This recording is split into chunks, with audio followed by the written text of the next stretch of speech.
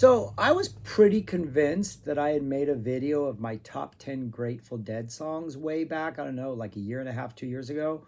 Um, but I can't find that video anywhere on my like YouTube content or anywhere when I search for it. Does anybody remember me making a Grateful Dead video of my top 10 songs? Or is anybody watching this made videos for YouTube that they have inexplicably deleted and that you can't find anymore? Just asking because somebody was like, you should make a list of your top 10 Dead songs. And I was going to send them the link of the video I already made.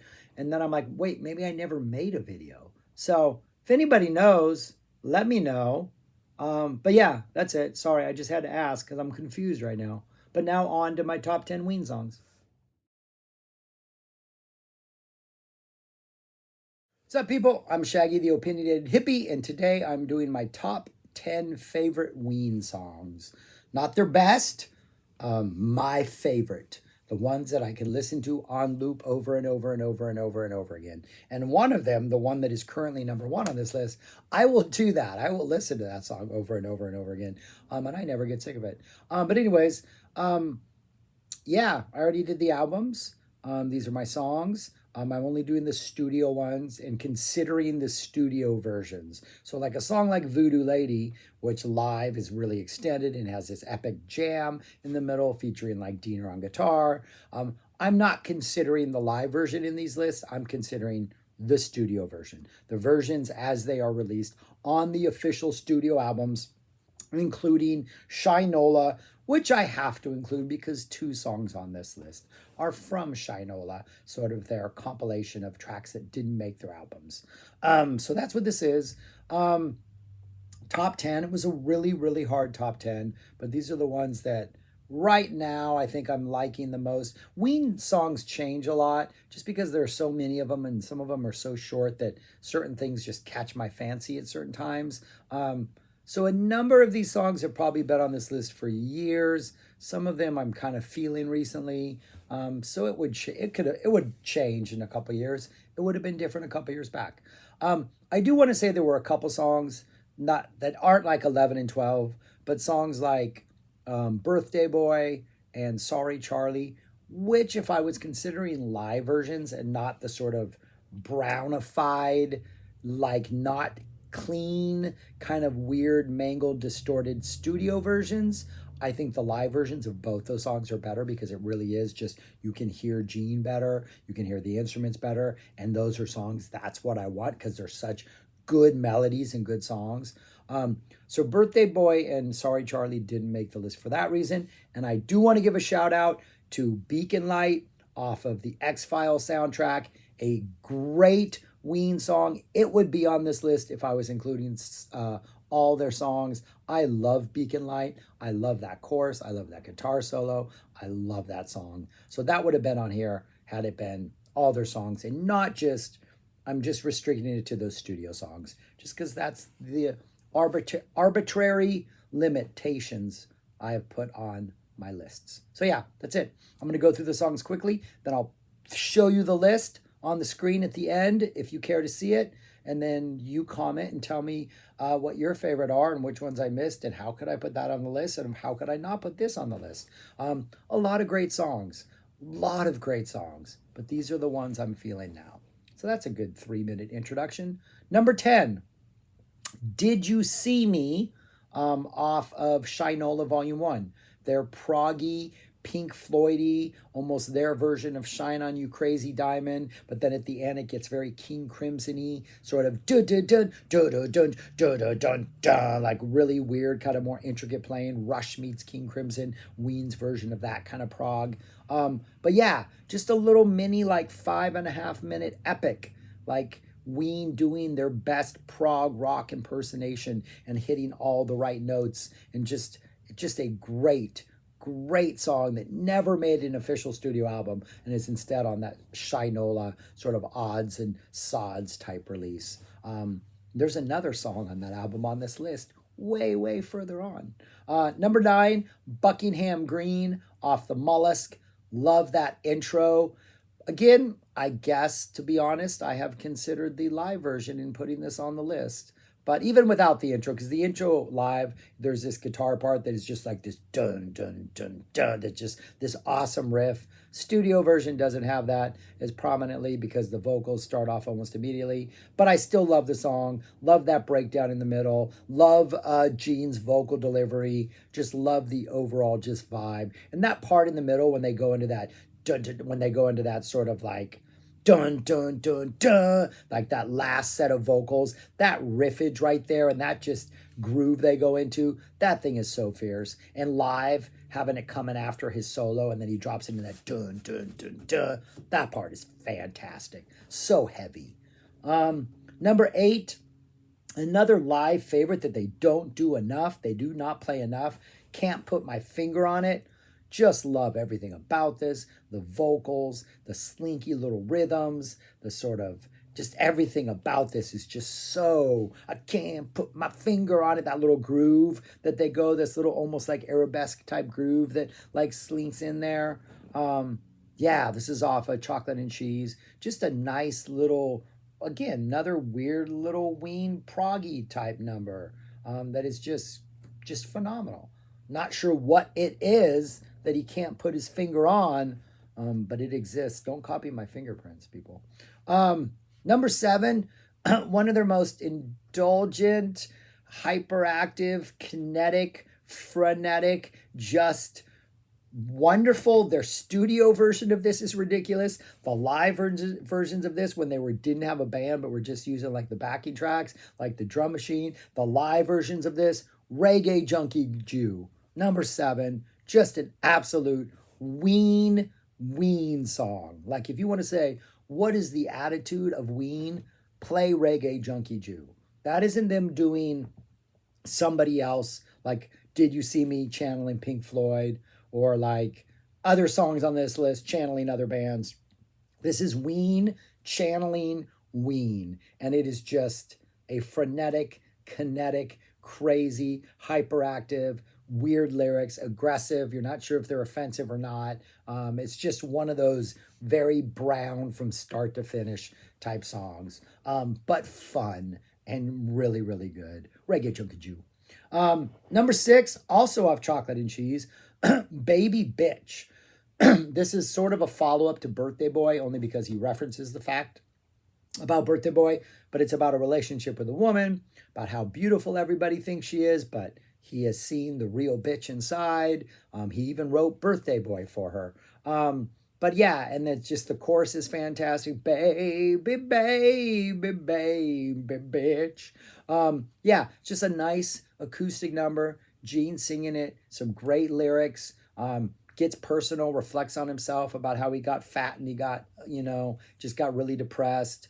How he, after they broke up, his response to them and now seeing her again. It's a real song. It's a sincere song. It's like, yeah, it's called Baby Bitch, and yeah, he's calling her that, but it's not like it's heartfelt. Like you could really feel somebody writing the song and having these real feelings. So as much as they get like cornered as being a joke band and like this, always just like juvenile humor, Baby Bitch is a real song, man. Like that I feel that. Excellent song. Number 5, off their last album, La Cucaracha, My Own Bare Hands. Yeah, raunchy, hard rocker with some of the most ridiculous, over-the-top lyrics. I'm not going to tell you what those are because I think one of the great joys of this song is hearing those lyrics for the first time and being like, well, he just sang that? What is she getting her degree in after all? Oh, can you get a degree in that? I didn't think you could. But yeah, it's just a Diener song. It's heavy. It's hard rocking. The lyrics are R-rated. So if you're going to listen to it around kids for the first time, don't. But yeah, it's a great, high energy, raucous song. Number 5, My Own Bare Hands. Number 4, another proggy number with a really nice sort of almost Roses Are Free type, drawn out, dunna type ending. Happy Colored Marbles off Quebec. Kind of light and quirky, or slow and quirky in the beginning. Most people are just kind of slow and kind of that. And then Happy Colored Marbles. Then you get that like Gene doing this high voice. And then you just get this heavy, closing sort of like written jam at the end. And it was just like almost doomish, like doom prog. Ween just getting really, really heavy for like a minute or so. Just a nice song that is so many different flavors, and the whole idea of it being like happy colored marbles, and like the idea of insanity, and them coupling the choruses with that happy colored marbles, oh, everything's fine, and then these really deep dark jam at the end, sort of like out on the outside being mentally ill might like having happy color or having not all your marbles might look fun and frivolous, but on the inside it's not. So I think the music and like sort of whatever the song might be about, it's a good balance there. Number 3, Marble Tulip Juicy Tree, sort of the penultimate track on their debut album, but just such a crowning achievement on that album. Just great lyrics, nice little great jam at the end. Balances for Men, a song that they would kind of not really jam on, but maybe stretch out a little bit at the end. It just has some good energy that they can play with towards the end of it. But yeah, I just love the groove of this. I love that little guitar part. It's just got a nice upbeat feeling, but it kind of feels like there's a serious message. No idea what a Marble Tulip Juicy Tree is, though. I do think I know, but yeah, not sure. Anyways, yeah, interesting description. Number 2, this was number 1 for years till Shinola came out. Number 2, A Tear for Eddie, another song off Chocolate for Cheese. I guess this is, the third, Chocolate and Cheese, the third song off Chocolate and Cheese. A Tear for Eddie, an instrumental, a guitar solo dedicated to Eddie Hazel from Parliament, from Funkadelic, the guy who plays the Maggot Brain, that amazing Maggot Brain, off Maggot Brain. Funkadelic album. If you've not heard that, you should go listen to that as soon as you get off of this video. It's an instrumental dedication to Eddie Hazel, and Dean Ween channels Hazel. It's an amazing guitar solo. The studio version is amazing. Live, he stretches it out even more. Just the melody, the tone, the energy, the emotion. Like you can feel his love for Eddie Hazel coming through this. It is just like a perfect song, an absolutely perfect song. I do think on the album, it comes too early and it needs to come closer towards the end. And I think if they had moved it back several tracks, I think it even has more weight than it does where it is. It's sort of in like the end of the first third. I think it should be at the end of the second third. I think it would make that album a slightly bit stronger album, despite the fact that it's almost perfect. But yeah, a great song, A Tear for Eddie. And my favorite song, I could listen to this song over and over and over and over. It is Gabrielle off Shinola. It is their Thin Lizzy tribute. I'm not a Thin Lizzy fan.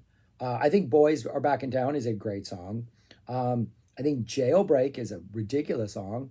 Why? If everybody knows there's a jailbreak going to happen, why is the jailbreak happening? I don't understand.